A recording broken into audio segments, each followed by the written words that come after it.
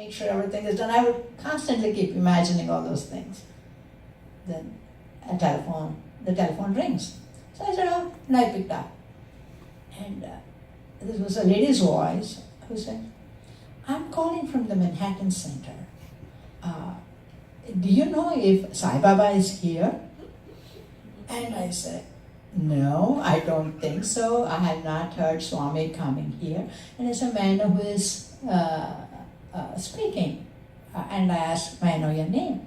She told me some name which I could not even, like in a kind of a muffled. And she said, okay, thank you. And she hung up. Then it hit me, oh Swami, you're having fun. I'm daydreaming about your visit. And then you're telling me that you're in Manhattan. So, on a lighter note, that is to show that when you think about him, he listens. He knows exactly every word and thought that is going through your mind and head. So that's what I said on a lighter note. And then through dreams, he has helped me a lot. And again, my back pain, I have a very bad sciatic pain. So one day the pain was too intense. I couldn't fall asleep and I had to go to work. I said, Swami, I'm not able to fall asleep, Swami. Please, I have to go to work tomorrow. I have so much to do. I thought like that, within 10 minutes I fell asleep. In my dream, Swami was lying down and said, Swami, in Swami, I asked, he said, Naku kaalu noppiga undi, koncham pattava, that means my leg is hurting me. Can you please massage my leg? And I massaged his leg. Then in the morning I got up, no pain, nothing. I got up, I got dressed, I went to work. I said, why did Swami come in my dream like that? There is some reason why he came. Then it hit me, oh my God, last night I prayed so much, saying that my back is hurting me, my leg is hurting me. And he took my pain away. And telling me I massage my leg. And that's what he did to me. So when you really, really pray to him, he is there. He may not appear to you. After my childhood, did he talk to me in person? Not really. I would go to Parthi and I'll be sitting, he won't even look at me. I said, hey, Swami, what's going on here? So that's what would happen all the time. And my cardiac surgery, I had a major cardiac surgery. I was almost in stage 3, stage 4 cardiac failure. And I was still working, walking in Manhattan, climbing, going up the 2nd Avenue and panting for breath. Even talking, I couldn't talk. And at that time, my husband was very sick. I was taking care of him and all those things were happening. I had valve replacement, valve repair, aneurysm repair, and the cardiothoracic surgeon said that if the surgery didn't happen in October of 2013, one more month, I would have said goodbye to everybody. That was how bad I was. And I was very, very critical. The surgery took 8 hours, and I was very critical. You would not believe, the only pain medication I took was Tylenol. With such an open heart surgery, because I can't take narcotics. I said, please don't give me narcotics, please don't give me narcotics. They said, no, it's okay. I had Swami's picture taped to my back during surgery, and that picture was with me until I left the hospital and I came home. And I had Swami's picture next to me in the hospital room.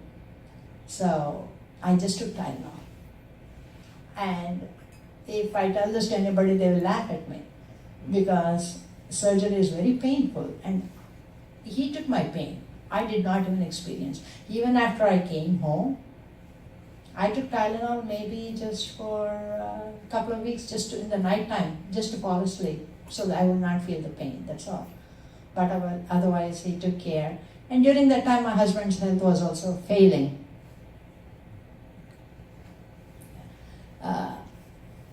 He had progressive supranuclear palsy, which is one of the Parkinson's diseases. It is a terminal illness, and no medications.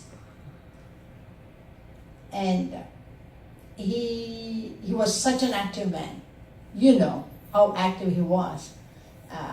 He would not stop doing anything. Even with his falls and so on, he had about 6 car accidents while he was driving because of the vision and because of lack of control.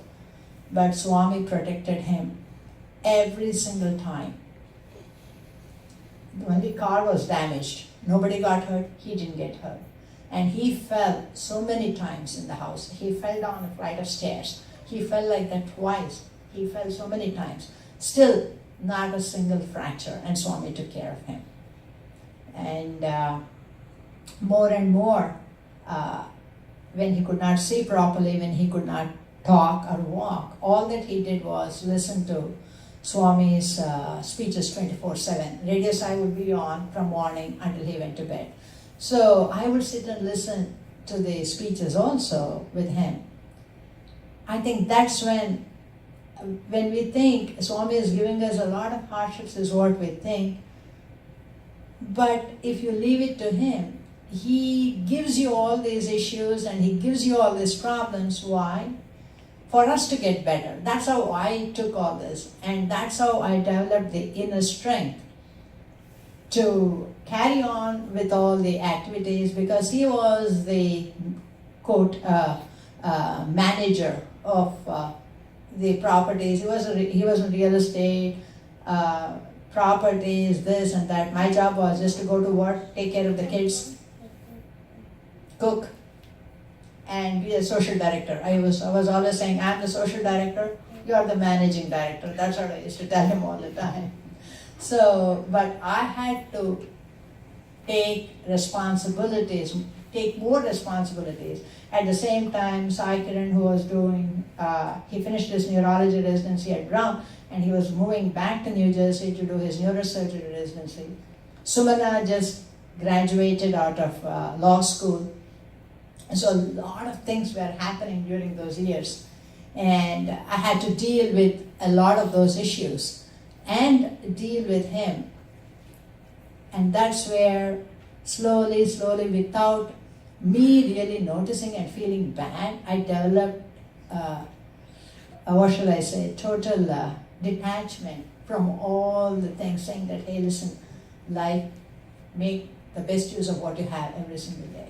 You do not know what is going to hit you tomorrow. Just be there, take care of it, that moment. And always say, Swami, you're the one, you take care. Those were my prayers to him, and even to this day, that's how I pray to him. So because of that, I feel him, and I feel that he's around me all the time. And in one of my dreams, in 2010, when Swami knew what was going to happen, that was the time that my husband was diagnosed with this very, very early stage, and he was still working, everything was fine. They were not too sure at that time still.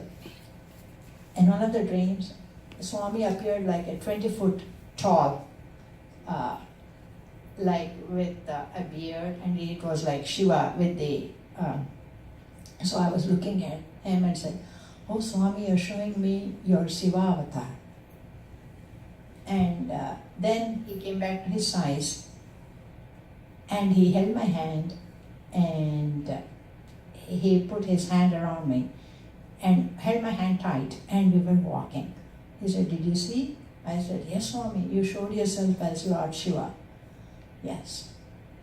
And then he was, yeah, Shiva? You think it is Shiva? I said, yes, Swami, that's what I think you showed me. So that's how I said, and he was holding my hand. And I said, there is some significance. Why is he holding my hand? Significance is, listen, you're going to go through a lot in life. And I'm there. I'm holding your hand. I'm there with you. I'm not going to let go of you. So don't worry. You're going to go through this. That is part. Then every time, all the problems that I had in life, I had quite a few problems. And I would always say, Swami, I know I'm going through these problems. I know I have to go through them. That's my karma. But please, hold my hand and make sure that I go through this karma be with me when I'm going through this. And I would tell him, I'm not asking you to take the karma away. I'm just asking you to be with me during this process. That's why I always pray to him. And even for my children, right from childhood, I installed Swami's beliefs and teachings. They grew up with Swami, like Prasad and Sai and all those kids. Shyam, they would always play music and sit all night for Shivratri bhajans when they were 7 years, 8 years. Sai Ram, all of you guys. We weren't sitting. You were not, you were just, no, you were singing, I know that. They would go upstairs, play, come down and sing for couple of songs and then run upstairs. So they had their fun. So, and Swami, Sai wanted to become a doctor. So, of course, I asked Swami and he said, yes, he will become a doctor. And lo and behold, he did. And Sumana wanted to do something else. My husband said, no, you should be a professional. You cannot do all those things. You know, the old-fashioned thinking from India. So then I said, Swami, what should she do? And again, dream. We were in Patti and Swami was sitting on the on the west building. He was sitting there. And I said, Swami, you're sitting outside. Yeah, they had to open the door for me. That's why I'm sitting here. I said, okay. And then Sumana was standing with me there. I said, Swami, what should she do? Do you think law is a good profession? Yes, let her do law. And so she was standing, he told her, come, Rana, namaskaram jisko, come, take pa namaskar. And that's how she ended up being an attorney. Even though when she's upset, it's all because of me and Swami that she is a lawyer. That's what she tells me. I know she wanted to be a DJ. Huh? She wanted to be a DJ. No, she did that. I know she did. And then even now, but now because of too much, so she gave up on her DJ. She gave up on her DJ now because it's a lot of work. So she did give up on that. So, and one thing I have to tell you, if you do not do what he is asking you to do, he'll come. And he'll come with a very stern face. And look at me like this. I said, Swami, what did I do? This is what I would ask him. What did I do, Swami? Here's, Swami, tell me, what did I told you to do this. You didn't do it yet. Oh, yeah, okay, Swami, I will do it. That's how. So, as a parent, because I really treated him as my mother and father. From the time I knew him, I treated him as my mother and father. To be honest with you, when my mother died, obviously I cried. When my father died, I cried because of the attachment. But when Swami attained Samadhi, I cried for 1 entire year, non-stop. Every day I would cry, every single day I would cry that he is not here anymore, he is not here anymore. And he appeared in my dreams and he gave me. But then one fine day it was like my mother watching, she couldn't take that anymore, I guess, watching me.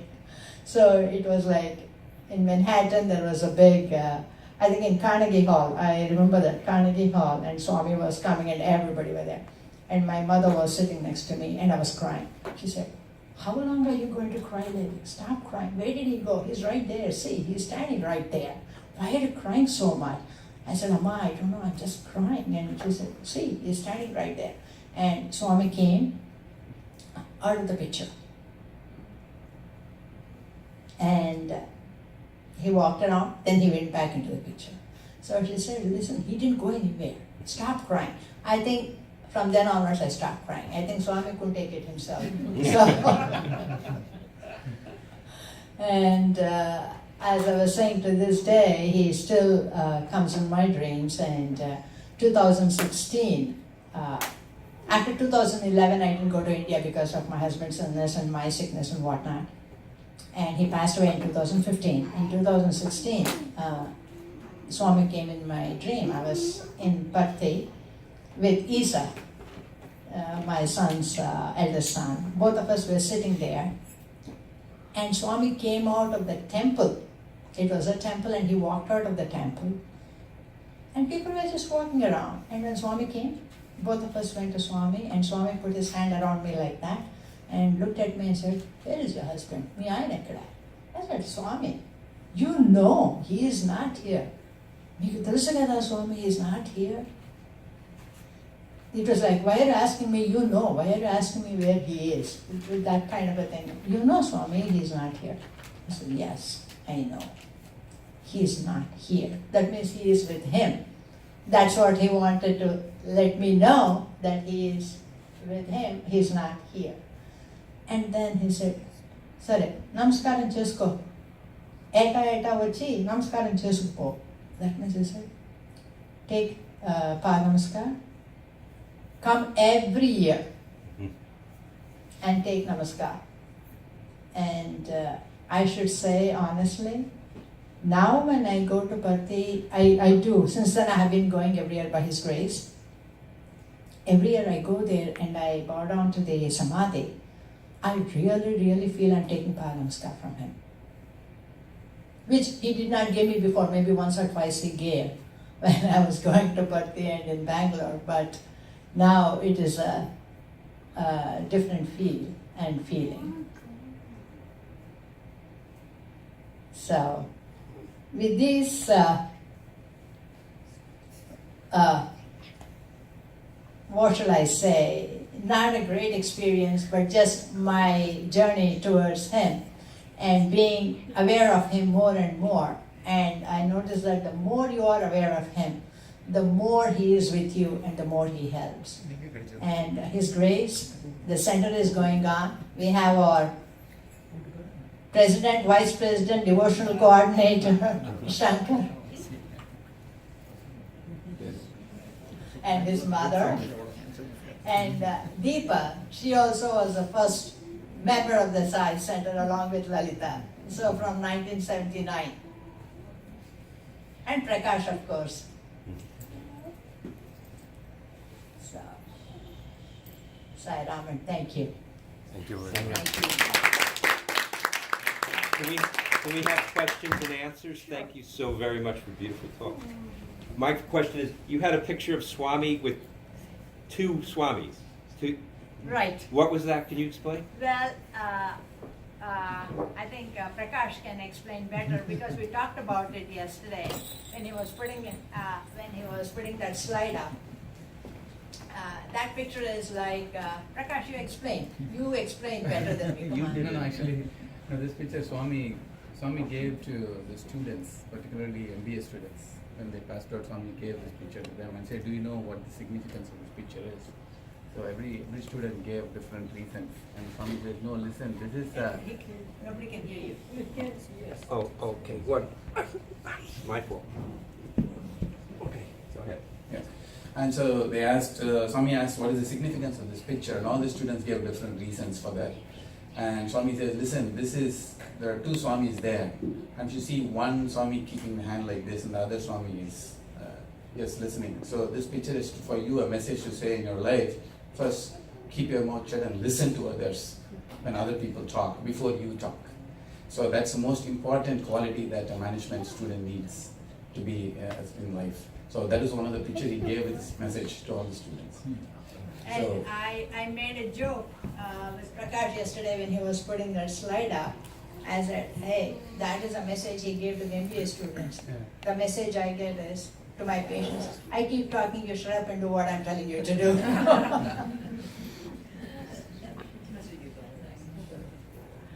Sai Ram, Vasantha, I have to say that when you looked at the yellow pages and you called us to come to your house, I was very unhappy for the first 3 or 4 years because I had to go every Friday night for buttons. And look at me now. Unbelievable.